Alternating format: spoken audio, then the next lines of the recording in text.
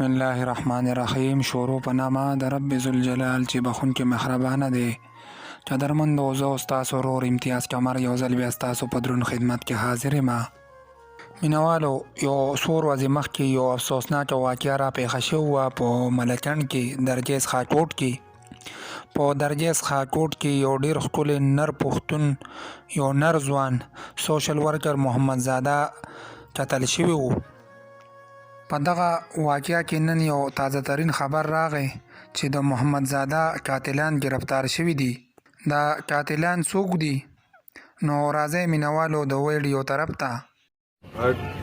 8 तारीख को एक नाखुशगवार वाक़या पेश आया था जिसमें हमारे सोशल एक्टिविस्ट मोहम्मद ज़ादा शहीद अगवार को शहीद बेदर्दी से कत्ल कर दिया गया था. इसके ये मोहम्मद ज़ादा हमेशा ट्रांसमाफिया इसके खिलाफ आवाज़ उठाता था. इसको 2 मुलजिमान ने बेदर्दी से कत्ल किया. आज कल हमने उन सबको अरेस्ट किया.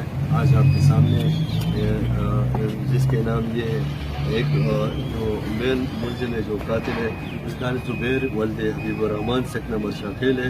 दूसरा जो मोटरसाइकिल चलाने वाला था उसका नाम दाऊद वली यूसुफ खान शेख नंबर मुसाबाबाद रह गई. Thank you.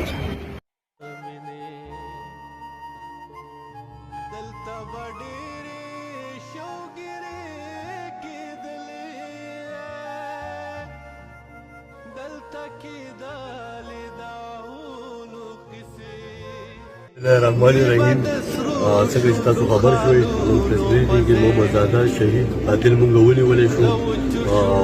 دا اټ از د بګیننګ اټ از ناٹ د اینډ. دا اوس شروعات دی.